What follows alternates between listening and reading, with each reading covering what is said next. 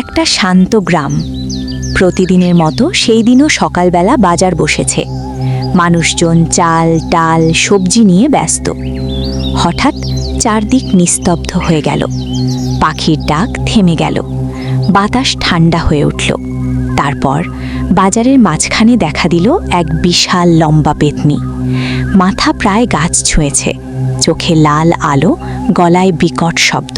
শুনে রাখো, আজ থেকে এই গ্রাম আমার নিয়ন্ত্রণে। প্রতিদিন সকালবেলা বাজারের মাঝখানে টাকা, চাল, ডাল আর খাবার রেখে যাবে। না দিলে এই বাজার ভেঙে গুড়িয়ে দেব। কিন্তু গ্রামের এক ছোট ছেলে রাহাত, তার মনে সন্দেহ জাগল।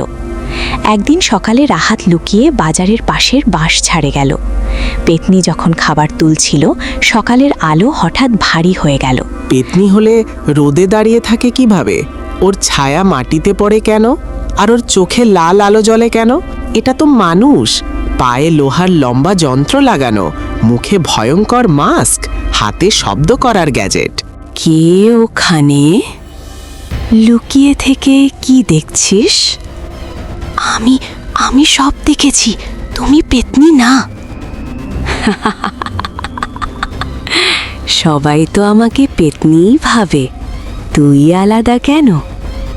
কারণ পেতনির ছায়া মাটিতে পড়ে না, কিন্তু তোমার ছায়া পড়ছে।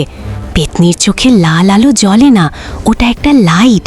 আর তোমার পায়ে লোহার কাঠামো আছে, তুমি মানুষ।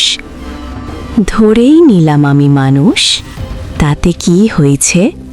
মানুষকে ভয় দেখিয়ে কিছু টাকা নিলে ক্ষতি কি? এটা চুরি, তুমি সবাইকে ঠকাচ্ছ।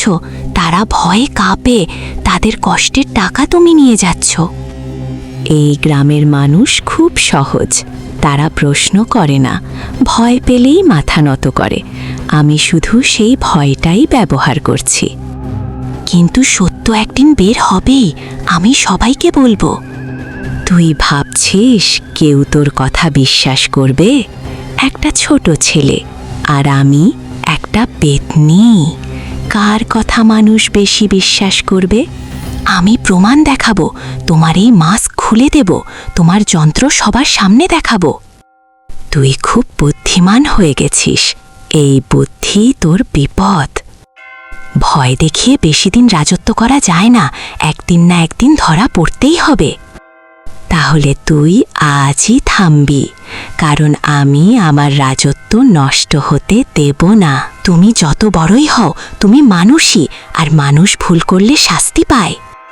তোর সাহস অনেক বেড়ে গেছে। সত্যের জন্য সাহস লাগে, আমি ভয় পাই না। হঠাৎ পেতনি দ্রুত এগিয়ে আসে। তাহলে তোর গল্প এখানে।